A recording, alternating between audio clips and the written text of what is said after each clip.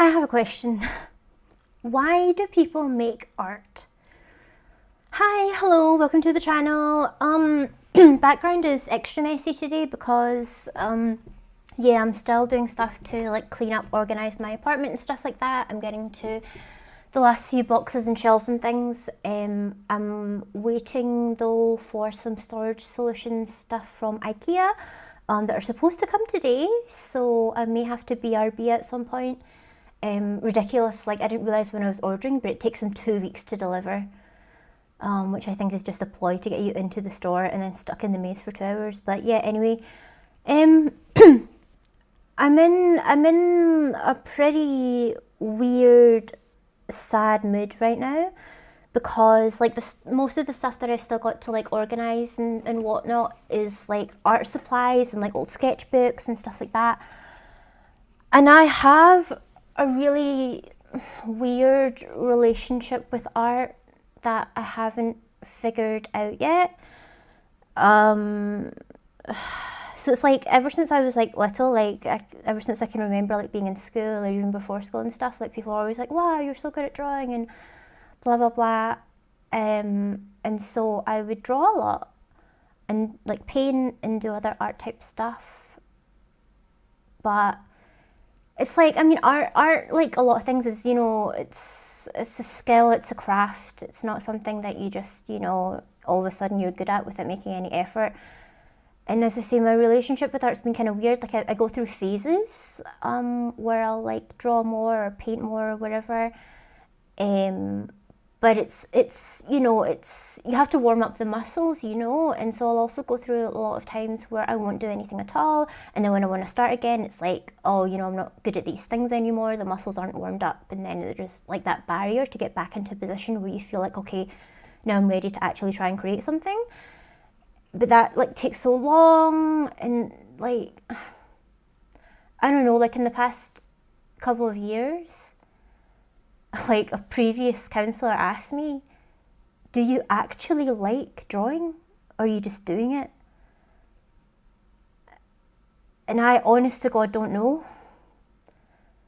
I don't necessarily dislike it, but there's like, yeah, a lot of complicated feelings around like art and drawing and stuff like that.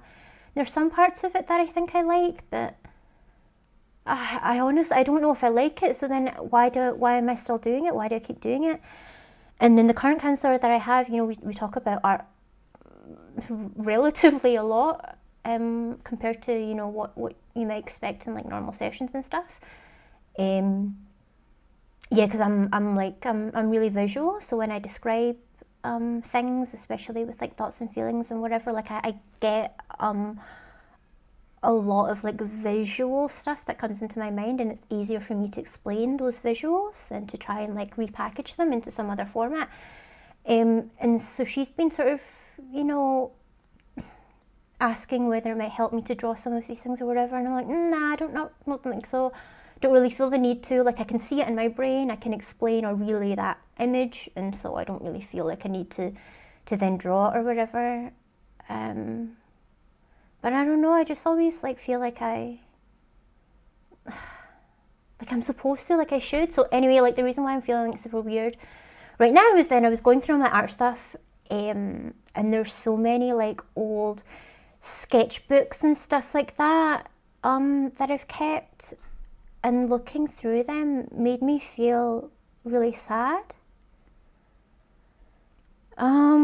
which I wasn't expecting, and that makes me feel weird. Like I think it's like it serves as a reminder for how I was feeling and what I was going through at the time. And I feel really like sad for my past and current self that like, it's been so long and I'm still not any better, you know, that it's so obvious to me looking at these things that, you know, I was always in pain, I was always suffering. So that made me wonder, like, why do people create art in the first place? Like, what is that all about? What is it for? So yeah, let's go ahead and explore that.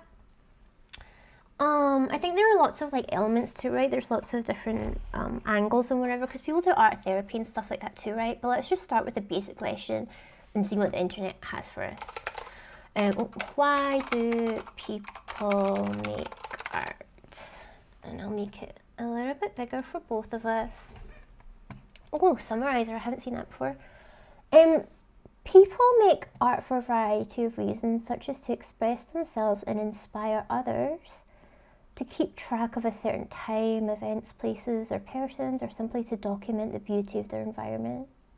Yeah, that makes sense. Like, I guess, like, historically especially, you know, when you didn't have, like, cameras and stuff like that, it wasn't so easy just to snap and go, then, like, drawings and paintings and stuff like that is what we have, you know. And art galleries and whatnot depicts a lot of things of the past, so I guess, like, that element of it makes sense, but... because there are a lot of different forms of art, right? Like, art isn't just like drawings or paintings, whatever. It can also be like music, films, poetry, and stuff like that. Like, I don't really get it. Okay. Why do humans make art? Huh. This is like academy lesson type thing. What is this? I hope it's not going to take me to a course that it tries to... Oh, no, a video. No, can't have video within a video. Lesson transcript, okay.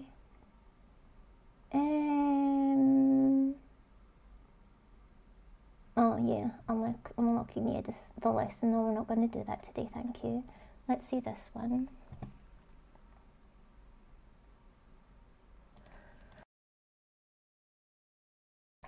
Sorry, I was just finding the mute button so I could cough without deafening you. Okay, why we make art? Oh wow, this is like a whole fucking thing. To form part of a ritual or ceremony, practice faith in a tangible way, to record history, to teach something as an alternative to verbal or written, to tell a story. Yeah, humans love stories, right? That's like a...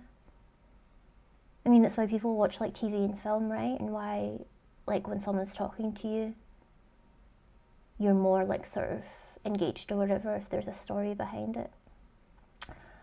To create someone's portrait, allow the artist to express oneself, to reflect the beauty of the things, to literally illustrate something, to provoke thinking and discourse. Yeah, I think that's, you know, a big one that we see in like well-known artists, especially as you get more to like the current age. But like for someone like myself as like a private person who isn't looking to get it in front of people, like why would that be a thing? To illustrate dreams, that's something that my therapist has suggested, but again, I just don't feel the need. Experiment with different elements, yeah. To experiment with qualities of a particular medium, that I definitely get. Sorry, coughing again. Yeah, because like it is nice to play with different mediums. You know, they have different like qualities and characteristics. And for me, especially like as a very tactile person, there's something about paint and thick paint that I really like, both to interact with myself and like when I'm in art galleries and stuff like that. Those are my favorite ones to look at because like they have more like literal texture and dimension to them. To me, it's kind of interesting, like the light and shadow that's created with the medium, but then also the light and shadow that the medium casts. That's interesting to me. And also like one of the things as well about art, like because I have like so many art supplies, like just all these things, you know, it can be very, very messy, and you know, I don't live, or I've never lived in a space where I can just, you know, dedicate an area just to have art stuff out all the time. Like it always has to be put away and brought back out. I also have a cat and I don't want her like eating, you know, pieces or whatever. So like a barrier for me as well has very often been like the physical task of sort of preparing all the items.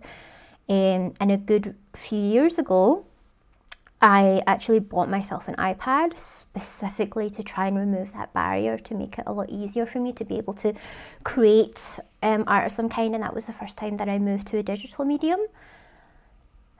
And it's definitely not the same.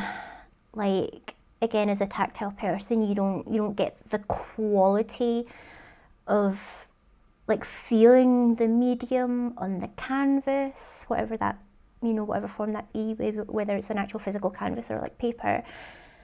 I used Paperlike, by the way, which I don't like at all. I took it off. Like, it was too rough, and it made the screen look permanently wet. That way where screens are wet and just the pixels show up weird. I didn't like it at all, so I took that off. Replaced it with just like a regular tempered glass one, which I prefer, and like a little rubber nib, which helps with like the overly slidiness. But there's things like, with digital art, you can simulate the pressure sensitivity and the angle of the instrument, but it's not the same. It's really not the same. Like I tend to respond very instinctively to the real feedback, and when you simulate it, it's that thing where like the physics are always going to be slightly off, right? Yeah. And I remember years ago as well, when I first moved to Germany, and as part of like the induction thing or whatever for the new job I had, they did like this sort of loose personality test, and that like it wasn't going to have any bearing on any of your like evaluations or whatever. It was just like as something interesting, as a tool to help you and your team or your line manager or wherever kind of open up discussions and see how you like best work and stuff like that. And as part of that, what I thought was interesting, kind of surprising to me, is I was like, I can't remember how it was worded, but it was something along the lines of that, on the scale of, how much something is important to you or how much you like something. It said that, like something like beauty or art or aesthetics or something like that wasn't that interesting to me. Which I was surprised by, because I like to go to like art galleries and museums, and as I say, like art's always kind of somehow been in my life, so I was surprised to see that. But then on the other hand, things like the sky and the view from the mountaintop and stuff like that, like I just don't get that at all. I'm like, I could fucking, I could Google that and see images of it if I want to. Like, why do I want to fucking climb a mountain just to see that? And one of my colleagues made a good point. They were like, well, you probably don't like the art because of the beauty of it. You like it because of the things that you think are interesting about it, like the textures and stuff like that. So that was interesting to me. I'm rambling as usual. Yeah, people don't come here to get a straight to the point answer. The rambling is part of it. Okay, anyway, so back to this. Let's look more into the number 7, to allow the artist to express oneself, because vaguely, sure, that's what people say, but what does that really mean? One of the most adopted reasons for people making art is to allow themselves to represent their thoughts in life. When Edward Munch painted The Scream, he was thinking about the orange sky he had just recently seen, which to him looked like nature was screaming. I didn't know that. This is how he used art to effectively convey his idea or opinion about something. Similarly, Frida Kahlo documented her lust for life through her deep and surreal works, and those were a true depiction of Frida's life and thoughts. I think that's interesting as well, because, there's a lot here about like depicting something, representing something, illustrating something. Like, a lot of it seems quite deliberate. This is how I see the world. I want to show you that. This is how I'm feeling. I want to show you that. When I art,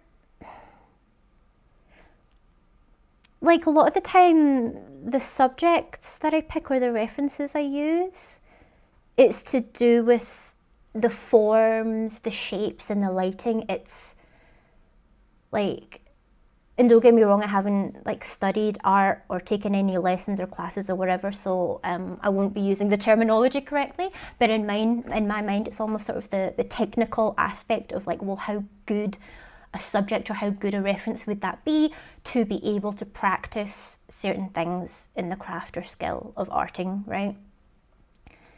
But then, especially when I've used paint, when I'm not like, I want to practice something or whatever, when I'm just like, what's going to come to my mind, it's always abstract.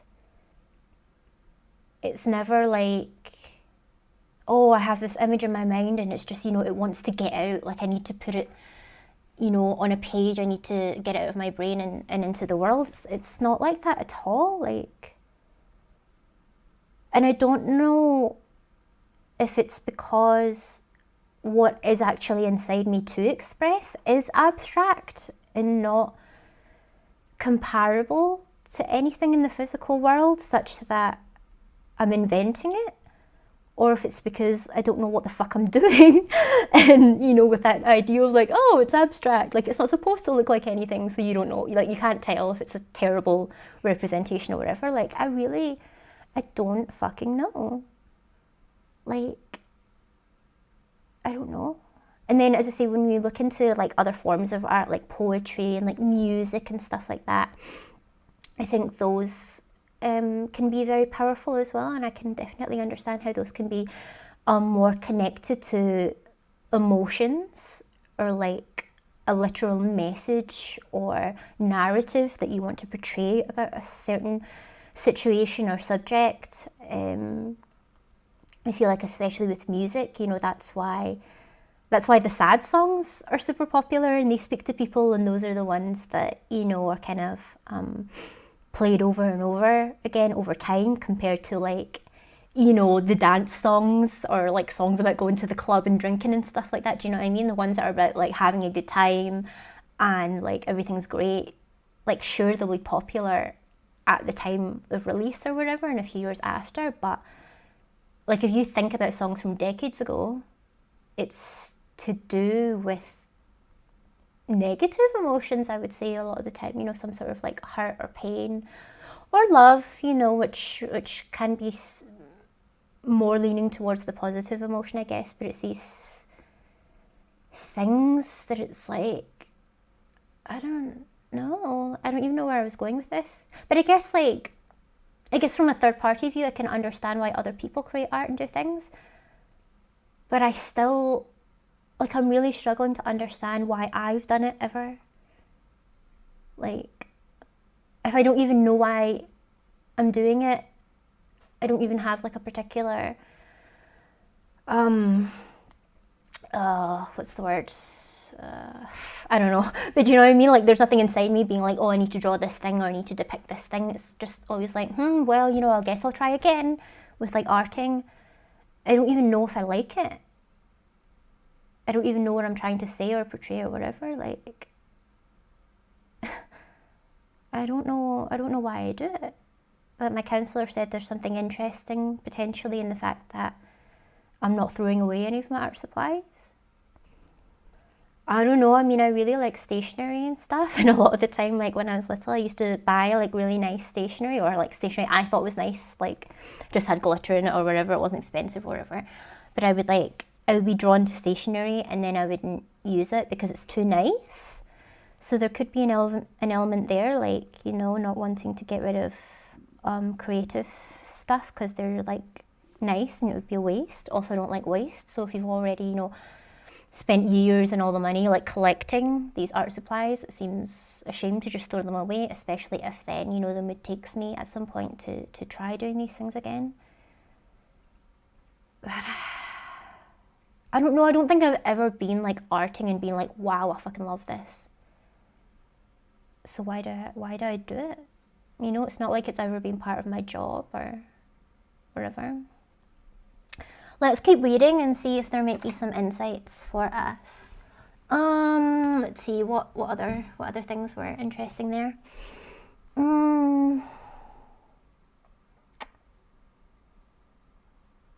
Yeah, I think the expressing oneself was the only one that I really wanted to dig into a little bit more here. The other ones seem fairly self-explanatory. Why do people buy art?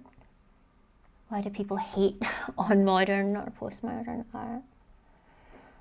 Oh, psychology today. This could be an interesting one, as to the psychology of it all. One area of the human experience that seems not to have parallels out in nature is the arts. It is difficult to conceive... Sorry, my cat's now like rustling around in bags. Can you not do that, please? It's difficult to conceive of a pigeon, Picasso, or a baboon, Botticelli. Indeed, only a few animal species have even the faintest hints of the beginning of culture. Without culture, there really can't be art as we know it, because art cannot exist separate from culture. Art reflects culture, transmits culture, shapes culture, and comments on culture. There is just no way that animals can possibly experience art as we do. I mean, I feel like that's slightly arrogant and all-knowing. Like, maybe the culture of other animals just isn't culture as we know it as humans. It's a bit dismissive to be like, oh, they don't have culture. Like, maybe they fucking do, and we are just not on a level to be able to appreciate it. What is culture? Because I feel like it's a word that people throw around, but what are we actually talking about here? Culture is a noun. Arts, beliefs, customs, intuitions, and other products of human work and thought considered as a unit, especially with regard to a particular time or social group. Sorry, I was reading that, but I was completely distracted because I couldn't stop thinking about how small it was and wanting to make it bigger. Okay. Culture is arts, beliefs, customs, institutions, and other products of human work. Well, that's unfair, because if by definition it's human output, then of course non-human animals can't have culture. That's a bit unfair.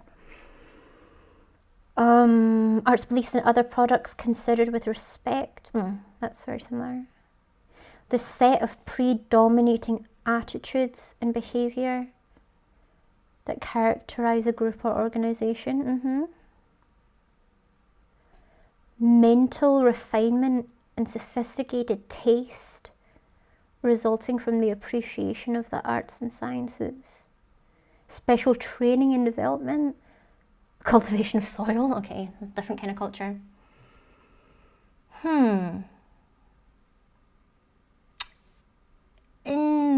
Interesting. I mean, aside from the output of the group to which you are referring when it comes to culture, it does seem like this thing of predominating attitudes and behaviour is sort of interesting there. But then obviously animals still have behaviour. You could argue that they have attitudes, you know. You seen the fucking sassy goat? Love the sassy goat. Obviously that's just like human interpretation of it, but yeah, I think like arguing that animals don't have culture is a bit fucking unfair. But anyway. But this is an interesting thought though, that art can't exist separate from culture. I think that's something to ponder on a little bit.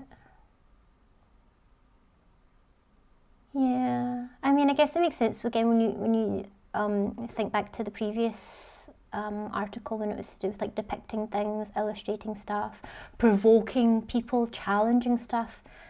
I guess it makes sense. Sorry, I guess it makes sense that that's all around culture, attitudes, behaviours, norms, and things like that. There's the rub. Of course, animals don't experience art as we do because they don't experience anything as we do. Yes.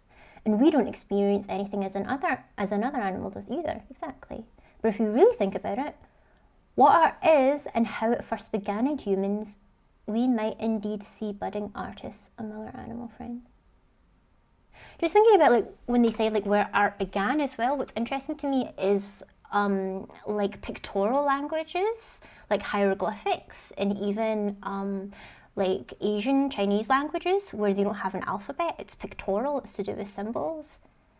I think that is interesting, like art is a form of communication.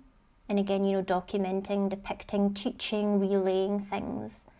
How that, kind of historically was more in picture form. And then as languages and alphabets and stuff developed. This is interesting. But then there's obviously something that, what's that phrase, like a picture says 1,000 words. There's clearly a limit to what words can do in terms of expressing oneself. And what I think is interesting as well is that obviously different languages have different words, they have different numbers of words, they have different meanings, different connotations, like here I'm in contact with a lot of people who speak English, German and Spanish, and there's a lot of things that you can't just directly translate, like even if the origin of the word is similar, or like if it's written in a very similar way, it's not the same thing. And I remember, like, when I was in school, in English and whatever, and what I've kind of noticed, trying to learn German and stuff like that, is that, in my opinion, from my experience, English seems to be a language that's very full of connotations. So, like, with the definition being like, this is a hard fact, this is what the word actually means, whereas the connotations are like, yeah, but that also implies a certain thing. Like, for example, the word cozy. Like, if you were to describe a house as cozy, it generally would be meaning, or the definition there would be that it is relatively small and possibly has some sort of warm quality. But then the connotations of cozy, and like with it being in context as well, it can also be like, this feels like homey, it feels safe, it feels, warm in a deeper sense. Or it can also be like in that very British way of like, it's cozy, like it's a way of insulting someone without outwardly saying like, your house is so small, like my house is so much bigger than this, you must be a poor person, or whatever, like judging. That would be like the connotation of the word. And I don't know, like I'm not fluent in any other language except English. I know some German, but certainly not enough to go into a deep discussion about it. But I get the impression that English also has a lot more words for around about the same thing. And it's either, yeah, it's basically the same word, it can either or it's like, well, it's slightly different because of the connotations. Whereas in other languages, such as German or Spanish, from, discussions I've had with people, it's like, it's not so nuanced. It's just kind of like, nah, we just use that one word, like, that's it. It's like, well, no, I'm meaning this or meaning that. And they're like, nah, we don't say that. It's just this for everything. Which to me is interesting when it comes to like literature and fiction. When you're trying to depict things, like, I just imagine that languages with fewer words must just somehow not be as, I don't want to say entertaining, but you know what I mean? Like, if there's only a certain number of words that you can use, it's maybe less interesting in that sense. Anyway, where was I going with it? Yes, I think it's interesting that, the language, or the languages that you speak and that you grow up with and that you develop with can also change the way that you see things, So for example, like in English we have different words for different colours, blue and green. And some other languages, it's just the one word. And now my doorbell is going, so I'm gonna BRB.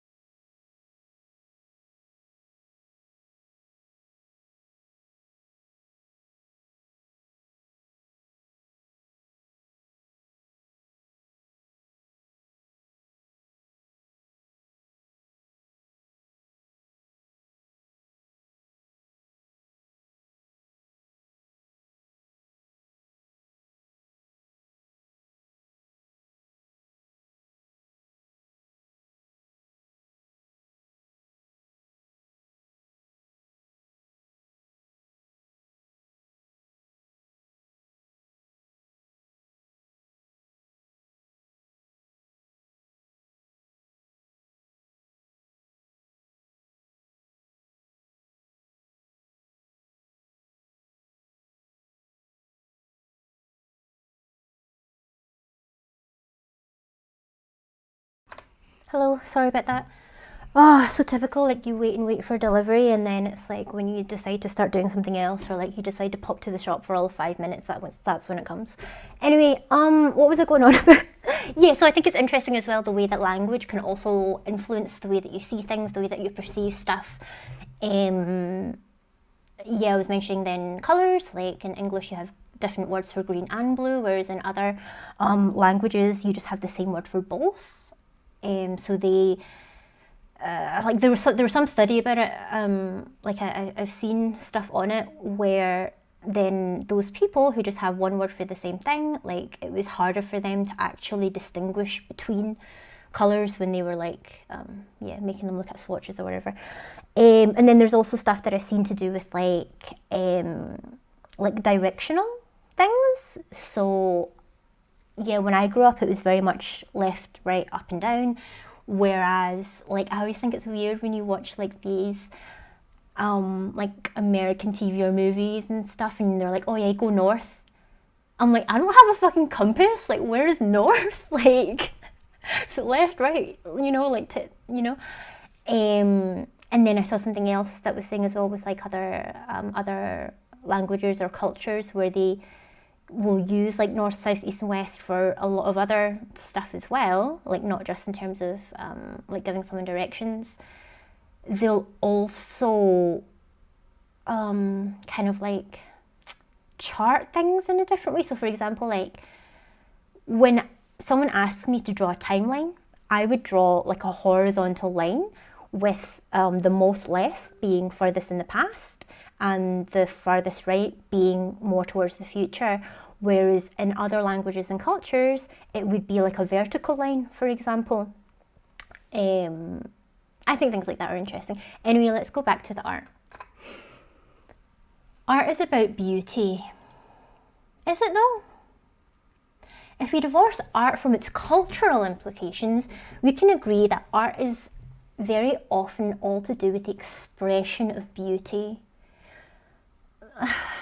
I mean, I don't know if I agree with that. There's a lot of, like if you were to think of like a horror film as a form of art, I don't know if anyone's calling that beautiful, but again, maybe it depends on how you're defining beauty. Throughout history, much artwork has made for no other explicit purpose than the production of beauty, to be beheld and admired. It's breathtaking, it can make us emotional, etc. I'm not buying that. Because I don't believe that every artist just has the goal of creating something beautiful. Art and beauty evoke an emotional response. This beauty is sexy phenomenon has a deep biological parallel with human art because it is the connection of a visual stimulus with an inner emotional state. Admittedly, art and beauty in humans is more than just sex appeal. The effectiveness of art depends on some basic assumptions about the knowledge and experience that is common between the artist and audience. The effectiveness of art. I mean, the word effectiveness presumes some goal then. What, just to be beautiful? But beauty is subjective as well. What else? Art aids in communication, education, yeah. Do other animals make art? There's plenty of biological space for it to flourish and reasons, blah, blah, blah, blah.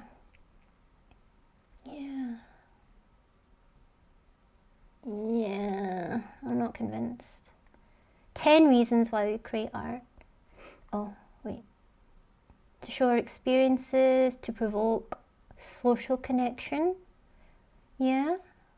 But again, this is only in the context of showing your art to someone else. Like, do you remember back in the day, right? It's probably still a thing now, I don't know, but like when I was a teenager, DeviantArt was quite popular, for the young angsty artist, and people would go on and like put their stuff there. Oh yeah, sorry, I just completely forgot where I was going. But like, yeah, that's where people would like share art that they wanted to share, right? But the thing, like a common thing that I hear from a lot of artists is that they're like, there's something about certain works that they want to keep to themselves, that they don't want to show anybody else. So like the social connection of art can only really be the case for those works that you share with other people, right? But if you don't share them with other people, then it's not going to be the social part. But then it could be like the expressing of emotions, the vulnerability, the raw individual perspective that has been somehow realized in the work. That, you know, I could definitely imagine an artist not wanting to share that with anybody else, because that is sort of by extension a very real, vulnerable part of themselves. For example, to experience life. Creating can make life fun, can make you go on a journey, whether it's real or imagined. That's true. As I say, I don't feel like I necessarily enjoy making art at all, but I can definitely see that other people would enjoy just doing it to do it. Just the way that it was worded there, to experience life, seemed a bit weird, but yeah, doing it because you like it. Art is a form of transcendence. You can use art to become a better person. Creating can be a form of therapy, a way to create flow and escape time and reality as you can see, feel, and touch it. What comes to my mind there is, I don't know if you've ever seen the Pixar movie Soul, but in Soul, there's like a certain point where they talk about like being in the zone. It's like, in the movie, it's like this actual space that you go to. So I guess there, is art is a form of transcendence, you know, that could take someone to the zone where they feel good somehow. This makes sense. To express yourself, yeah. To express what could be. Science can inform art, especially movies use science, yeah. It's like in science fiction and stuff like that. Fantasy, yeah. To sell, sure. Pass on and record. To empower. You can empower people with your art, maybe because people feel supported or because you inspire others. They feel strengthened within their specific situation. Perhaps you're a social worker and use art as a means to enable people to run their own lives, or you feel teaching others your particular set of skills as part of your societal duty. Even if your art isn't meant for society as a whole, you can inspire others to become artists themselves, inspire people to reach the goal, etc. I thought that was going to go somewhere larger than that. But I guess this would be the same as anything, you know, with like cooking, for example. Like if you want to teach people to cook, which by the way I hate cooking.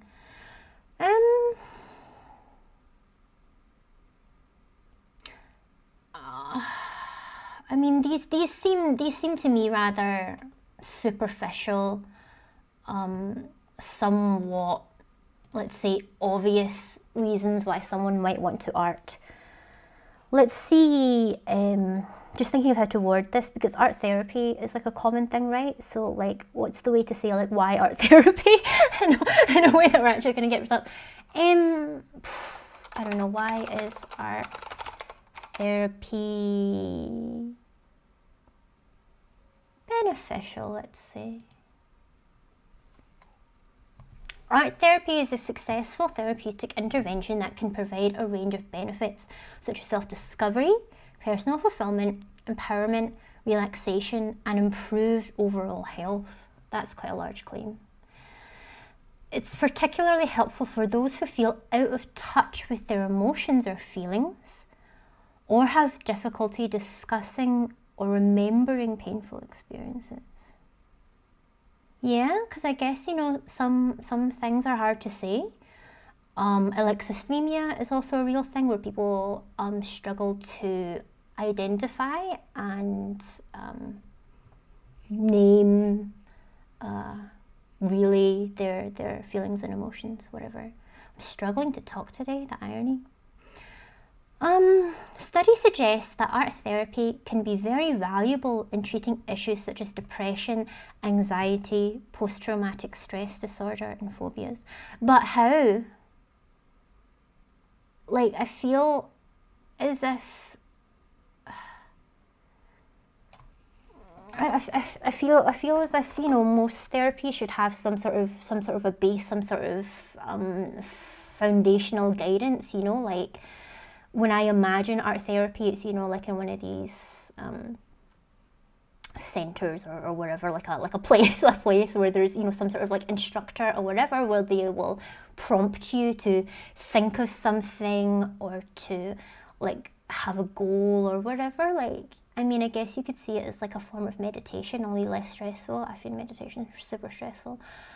But like, I feel like just because like someone like me, as I say, who I've never had any sort of art education, to just be like, okay, do art, I feel like that's too unstructured. Like, I feel like there must be something, like some sort of framework where, you know, because if you're saying it's in a study, well, what were the conditions of the study? What did they actually do? What instructions were they given? I'm guessing it wasn't just give a group of people a box of crayons and see what they do, you know? It has to be more than that. So let's see. How and why is it beneficial?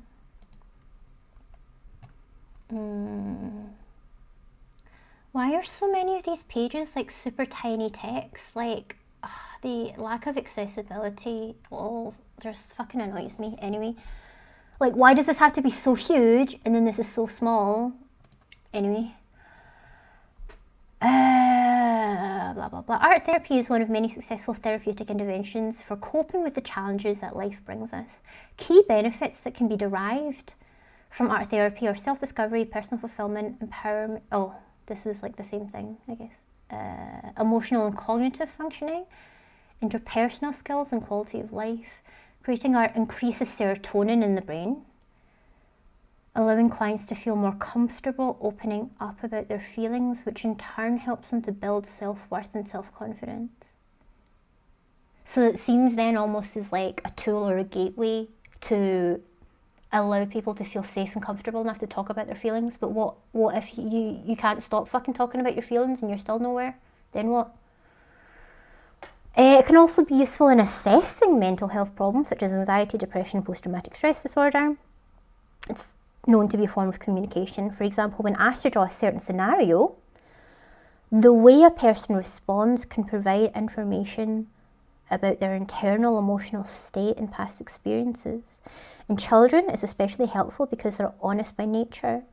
While it may be difficult for them to verbalise their feelings, children will depict them very clearly through their artwork, which in turn can enable our therapists to identify deeper issues and help our clients work through them. That to me makes sense because there's some sort of similar exercise. I can't remember what I saw it in relation to, but it's basically where you like show someone like one frame of like what could be like a storybook or like a storyboard or something about that, like that, and like you'll ask them what's happening in this picture, what's going on in that picture, and the person, similar to I guess when you create art, they will apply their own experiences, emotions, feelings and whatnot to that task. You know, it's essentially an exercise in projection, you know, where some happy, healthy, stable, loved child might see a picture of, you know, two adult men and women standing in the picture, neutral expressions, but, you know, looking like they're in discussion. That healthy, happy child might say, oh, you know, it's a mum and dad and they're talking about where to go on holiday. Whereas, you know, a child from an abusive home might say, oh, mum and dad are having a fight because, you know, of whatever situation. So I can understand it from that perspective, art therapy. But again, then that requires another person, i.e. the therapist or the instructor, to then interpret that art, right? But what if you're just fucking sitting in a room by yourself? Then what? Then what? It's also a successful tool for treating clients who are battling terminal illness such as cancer. They fight a constant battle physically and emotionally, and the process of creating art is important in providing relief to these patients. What kind of relief? When they may start to lose hope, art therapy pulls them back to optimism. How? When the client creates art, they're able to create their own world and they can make it be whatever they want it to be. Sometimes that is all someone needs to bring back confidence in the will to keep going. I mean, don't get me wrong, like I'm not criticizing or questioning or judging that, but just in my head reading it, like again, my assumptions and biases and whatever that I apply to it, I'm kind of like, well, is that actually healthy and beneficial to say that my current reality is not so good, so I'm going to create an imaginary place where everything is okay? Like, isn't that kind of just burying your head in the sand? Or like, do you know what I mean? Like, don't get me wrong, everyone needs to escape from time to time and, you know, just not have to think about those shitty things and just like have a bit of time to themselves. Maybe that's what this is, maybe that's all this is talking about, I don't know, but it kind of implies to me that people create their own worlds and they live in that world and not the real one. Again, I'm applying my own biases and whatever. This doesn't go into enough detail right now to really explain that further. When clients are dealing with substance use issues or are able to create art in a judgment-free zone, they're able to build up their feelings of self-worth, self-confidence, self-discovery, and other feelings that they had thought to be lost. See, there's a lot of this thing about art building up your self-confidence and self-worth. How does that work? Explain. Because like, I mean, I can understand if like what you create is either praised externally or that you actually quite appreciate it and you're like, wow, I'm so proud of this is actually quite good, I didn't know I could do this, like I did that, wow. Like I can understand how that could give you confidence and make you feel good about yourself. What if you don't think your art is very good, or that you know you tend to be on the critical side and so you can only see what's wrong with it? Like, can't that also then make you feel worse? Like, how is explain this to me? Like, yeah, whatever. Clients are given a variety of art mediums. The choice of medium is reflective of their emotional state.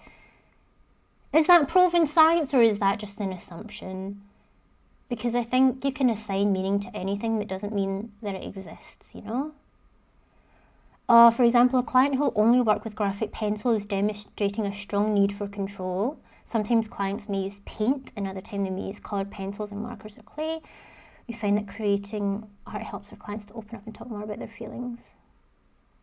More fluid mediums such as acrylic paint or tempera paint brings out increased emotions and tends to deepen the experience of art therapy. I would be very interested to see the science behind that, because saying like, oh, if you like to draw on graphic pencil, that means you have a need for control. That's like a bit like fucking saying that people who like to pick the labels off bottles are sexually frustrated, which is what people used to say like when I was in school, which is fucking stupid. It's like, I want to see the evidence behind that claim, because that seems like a bit of a stretch, to be honest. By watching how art changes over time, a therapist can observe changes in the client's mental. Yeah, again, with the help of a third-party professional.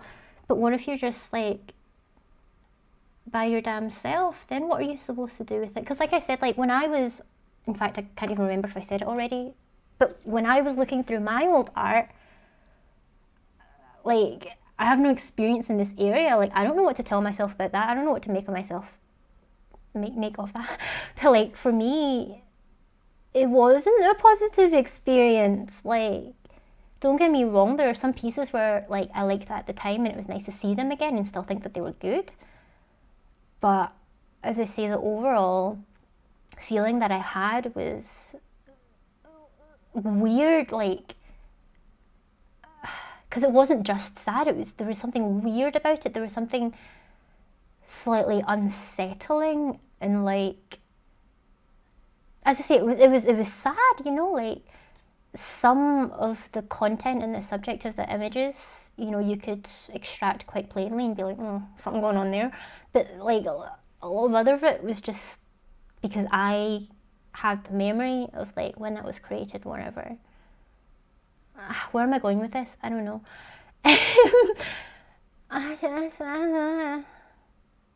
don't get me wrong, like, I do believe that this kind of stuff can be helpful for other people.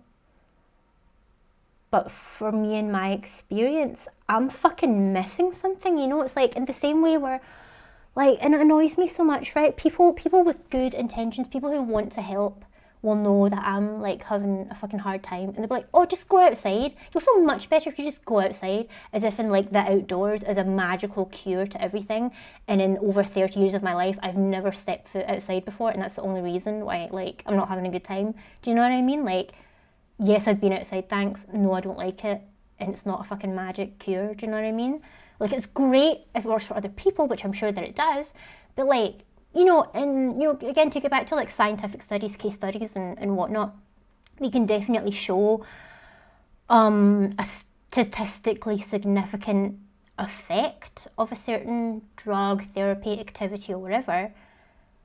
But I'm pretty sure that no study has ever said 100% it helped every single person. There's always going to be a subset of people that it's not effective for.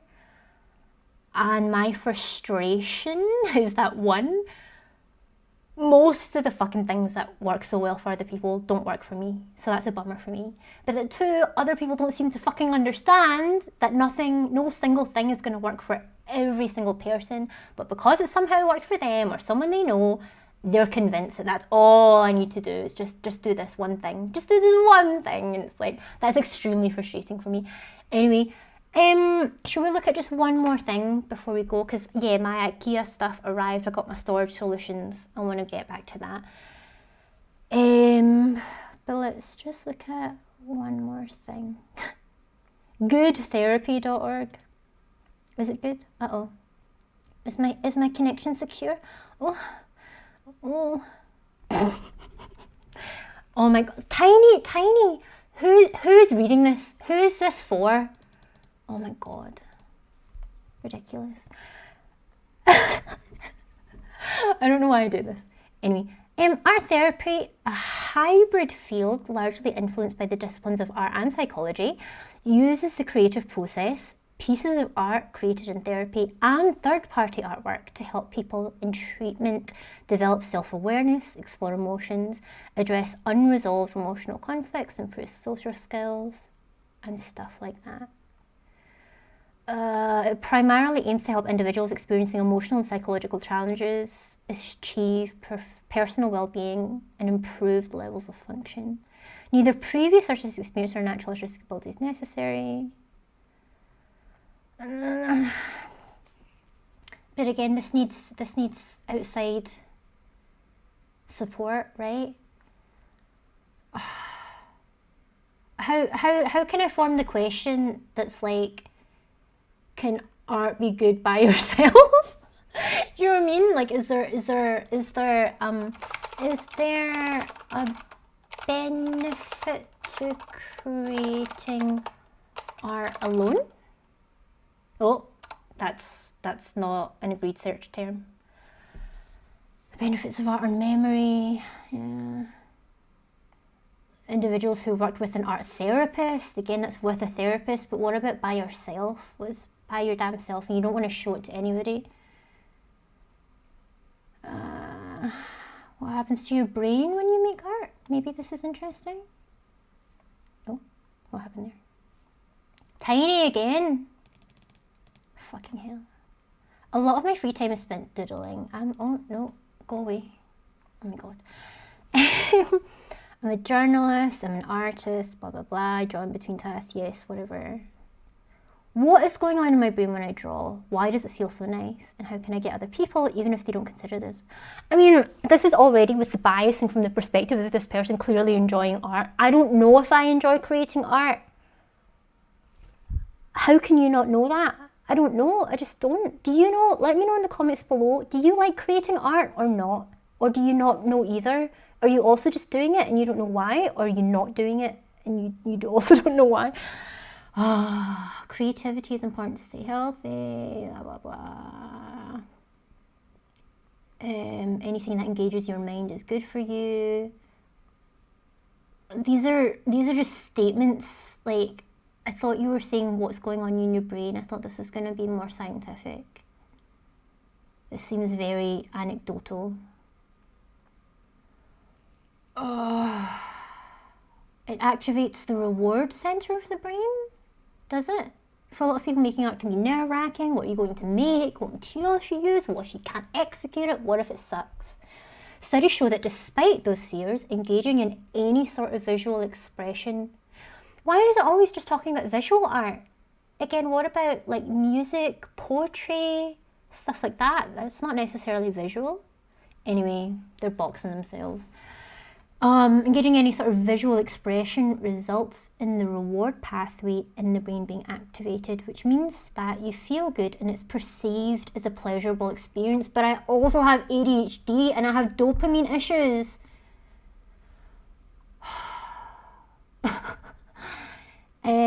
Researchers measured blood flow to the brain's reward center. Blah, blah. It lowers stress, does it? Although research in the field of art therapy is emerging, there's evidence that making art can lower stress and anxiety. In a paper, a group of researchers measured the cortisol levels of 39 healthy adults. It's always healthy people. It's always people without any comorbidities, people who are simpler to deal with, and there's less variables, which fine, I get it, but most people aren't like that. People who have like serious fucking issues don't fit any of that shit, and so no one bothers to say what's going to help us. Awesome. Anyway, 45 minutes of creating art in a studio setting with an art therapist. What about by your damn self? What does, you know what does the art therapist do? Let's see that, because what, by creating art without an art therapist, are you missing out on? What is the missing ingredient? What does an art therapist, oops. Do. I needed to have the last word in. What does an art therapist do? Tiny text again. Fucking hell. Art therapists are trained in both therapy and art and have studied and mastered both psychology and human development. Having received a master's degree. I mean, not everywhere, surely.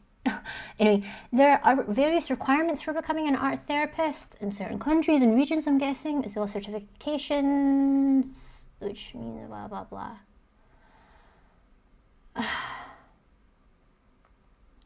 Art therapists are trained to pick up on non-verbal symbols and metaphors that are often expressed through art and the creative process, concepts that are usually difficult to express with words. It's through this process that the individual really begins to see the effects of art therapy and the discoveries that can be made.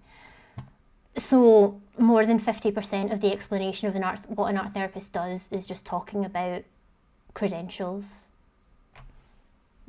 So what do they actually do? I mean, if you go from this one sentence, it's the interpretation. Right? It's the interpretation of the art, the graphite pencil that was used, etc. But like, that is also full of bias. Like, the therapist is also projecting all of their assumptions and whatnot onto the other person. Like, is this to say that art therapy cannot be done alone? Like, that's a real question. Can you do art therapy alone?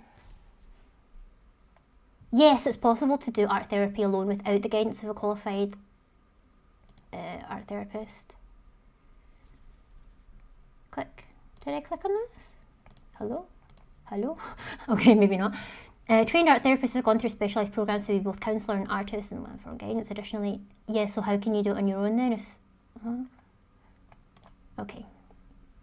Quora. Let's look at fucking Quora. Why is everything so small? And my screen is like 39 inches as well. There's a common misconception about the term art therapy and even lots of confusion within the field itself. In my opinion, of Michelle Waters, Therapy implies a relationship. Art therapists offer safe relationship, blah, blah, blah, trained art therapists.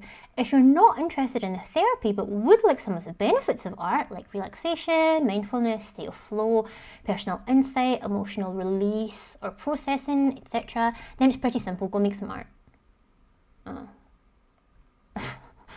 I thought that would be a bit more... Okay. If you do not involve a qualified therapist or otherwise, then what you're doing is merely an activity and nothing more.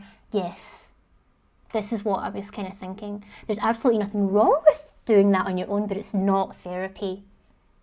Instead of heaping stigma on people saying they can do this themselves, I think the doors need to be open in seeking help from qualified professionals. If you need to ask yourself why you don't want to work with a therapist or otherwise, what are you afraid, blah, blah, blah.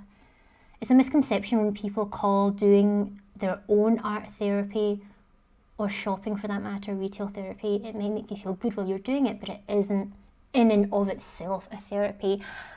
I'm inclined to believe you on that one, Rita Klachkin?